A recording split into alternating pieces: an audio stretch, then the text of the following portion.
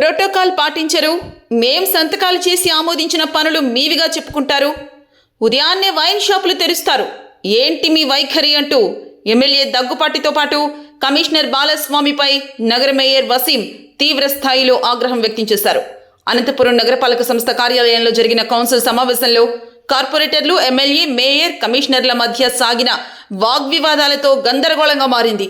ఉదయం 6 గంటలకే వైన్ షాపులు తెరుస్తున్నారంటూ మందుబాబులు రోడ్ల మీదకు వచ్చి గొడవలు చేస్తున్నారని కార్పొరేటర్ సైఫుల్లా బేగ్ నిలదీయగా దీనిపై ఎమ్మెల్యే స్పందిస్తూ ఎక్కడున్నాయో చూపించాలంటూ కౌంటర్ ఇచ్చారు.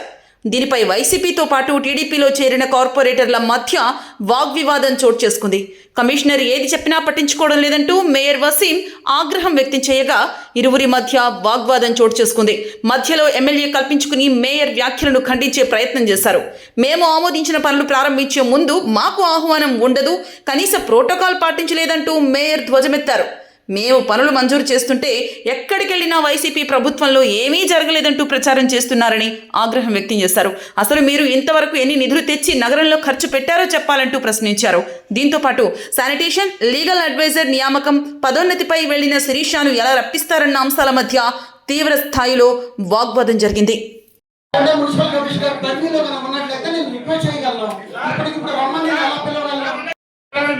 ఎవరన్నా కానీ అనంతపురం పట్టణంలో ఎటువంటి మన నుంచి వాళ్ళకి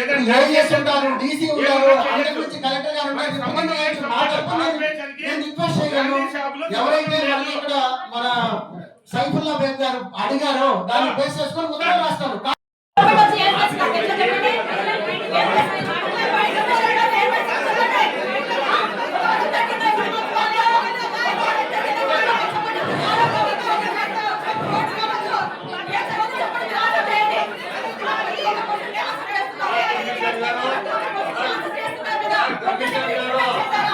ఏం భాష పోయి ఆనందం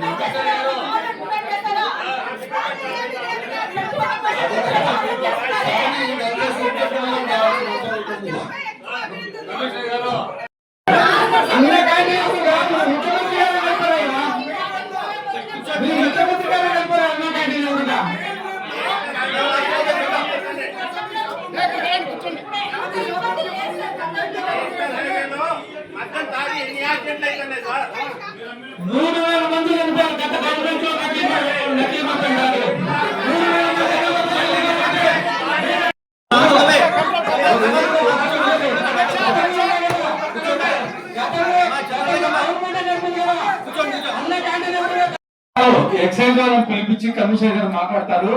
ఏ విధంగా 6 గంటలకు తీస్తున్నారు అనేది అవాస్తవము. ఎందుకంటే నీకని ఎక్కడ చూపించండి.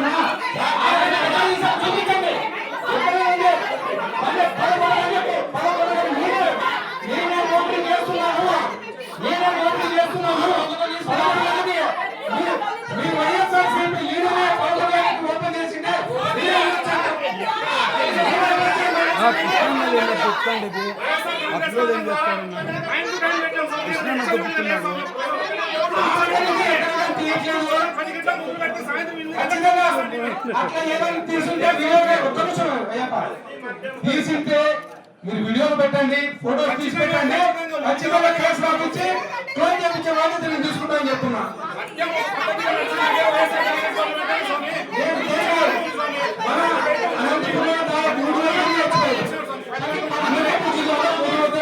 మంది చనిపోయారు నకిలీ మద్యం తాగి.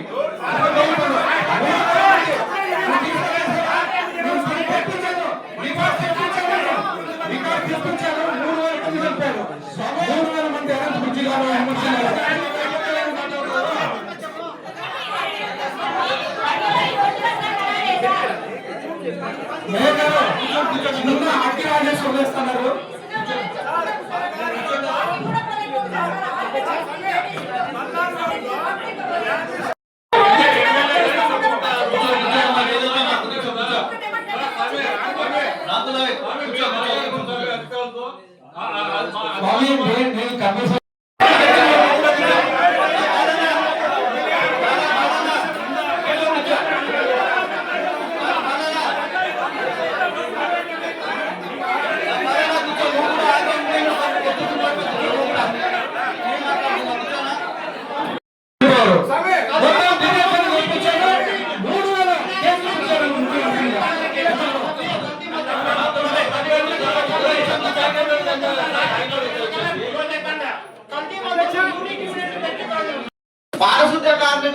బెల్ట్ షాపుల్లో మందు దొరుకుతుందో ఎక్కడ దొరుకుతుందో తెలియకోకుండా మందు తాగి వర్క్ సరిగ్గా చేయడం లేదా యువత కేవలం ఆ కారణంతో చెప్తే దాని ఏదో మీరు పార్టీలకు గాంధీ షాపులు ఆ ప్రభుత్వం నడిపింది ఈ పార్టీ దీని పరిష్కారం చెప్పండి, దీని పరిష్కారం చెప్పండి. అంతేకాదు దాన్ని డైవర్ట్ చేసి పార్టీలు మాట్లాడారు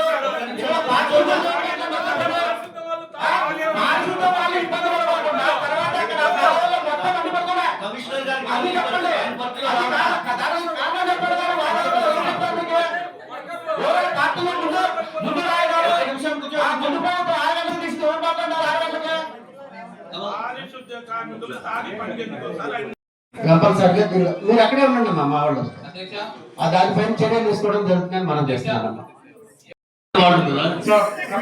ఎంఎస్ఓని మనం కేటాయించమని హెల్త్ డిపార్ట్మెంట్ కి రాశాము. అదే విధంగా డైరెక్ట్ రేటింగ్ కూడా దాని దృష్టిలో పెట్టాము. అక్కడ కూడా నేను కమిషనర్ గారితో డిస్కస్ చేస్తాను.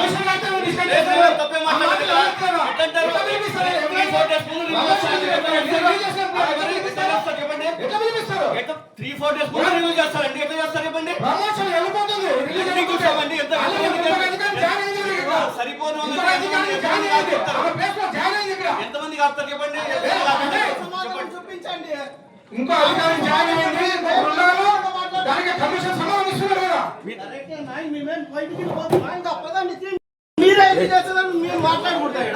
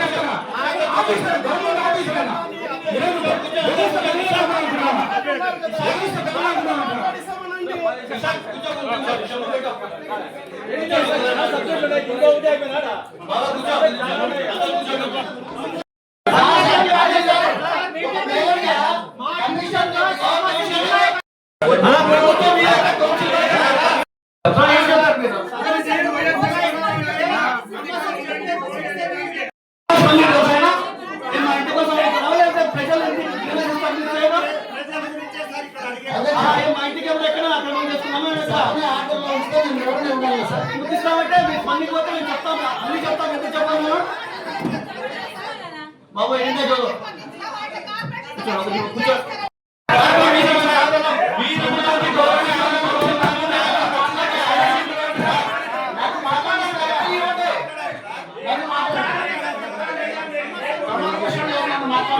వాట్సాప్ చేపిస్తాను.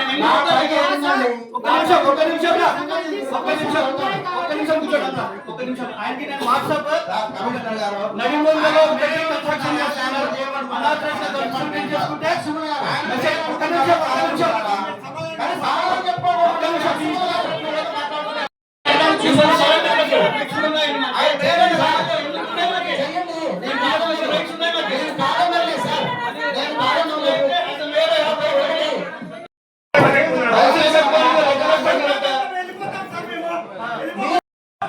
దయచేసి సార్ ఇంతవరకు మేము ఒక 5 ఏళ్ల నుంచి ఇదే ఉద్యోగం చేస్తా ఉన్నాం.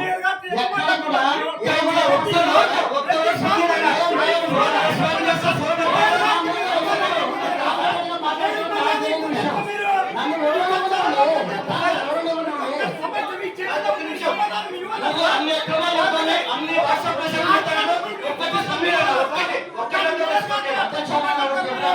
దయచేసి ఓపిక సమాధానం చెప్పండి సార్. ప్రతి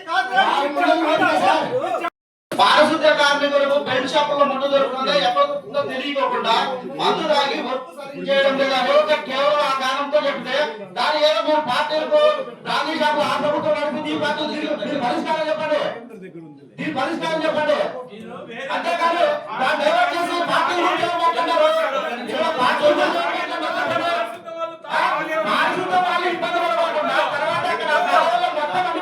కమిషనర్ గారికి అది చెప్పండి.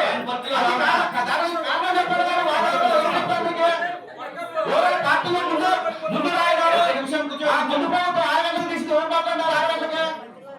పారిశుద్ధ్య కార్మికులు తాగి పనికెందుకు సార్ ఆయన వాళ్ళని ఇక్కడ చెప్తున్నారు అంతే తప్ప అనవసరమైన సమస్యలు అయితే ఏం కాదు. కూర్చోండి. కమిషనర్ సార్ గారు ఇది వరకు సరుకులు అడిగింది, ప్రజల కోసం అడిగింది ఇక్కడ ఊరికే జీతాలు ఇస్తుంది అంతే కానీ మెటీరియల్ కానీ ఏమైనా ప్రెగ్నెన్సీలు పోవాలన్నా ఎవరు పోవాలన్నా ప్రజలకు అందుబాటులో లేకుండా ఉంది. అంటే దాన్ని ఏమి ప్రభుత్వానికి పోయి ప్రైవేట్ ఆసుపత్రి చేయాలనే ఉండే ఉద్దేశం ప్రభుత్వానికి. ప్రజలకు అందుబాటులో ఉండడానికి హాస్పిటల్ ఎన్నేళ్ళ నుంచి టీబీ హాస్పిటల్ నియమించబడింది. ఒక్కసారి గుర్తించాలని మనం కూడా అందరినీ, ఇది మన బాధ్యత, ప్రజాప్రతినిధుల బాధ్యత. అందరినీ కూడా నేను మనవి చేసుకుంటాను, గమనించాల్సిన విషయం ఇది. ప్రజల అందుబాటులో ఆరోగ్యానికి ప్రభుత్వం మెరుగైన ఆరోగ్యం ఇవ్వాలని మేము కోరుకుంటున్నాము. చిన్నపిల్లలు స్కూల్ కి వెళ్ళకోకుండా మందుకు బానిసలైపోతున్నారు సార్. ఇది తల్లిదండ్రులు వచ్చి నా దగ్గర విజ్ఞప్తి చేసుకుని ఎక్కడ మందు దొరుకుతుంది అనేది కూడా అడుగుతున్నారు. మరి ఇది చర్చనీయాల్సిన విషయం ఇది. ఎందుకంటే బెల్ట్ షాపుల్లో దొరుకుతుందో మరి ఏమైనా మాయమవుతుందో మరి ఏమైతుందో మాకు తెలియదు. కానీ ప్రజలకు సమాధానం చెప్పాల్సిన అవసరం ప్రజానీతిగా మాకు ఉంది కాబట్టి మిమ్మల్ని దయచేసి అడుగుతున్నాము. మా మీద మీరు ఎటువంటి భావన కూడా మీరు చేసుకోవద్దనేది మేము చెప్తున్నాం సార్.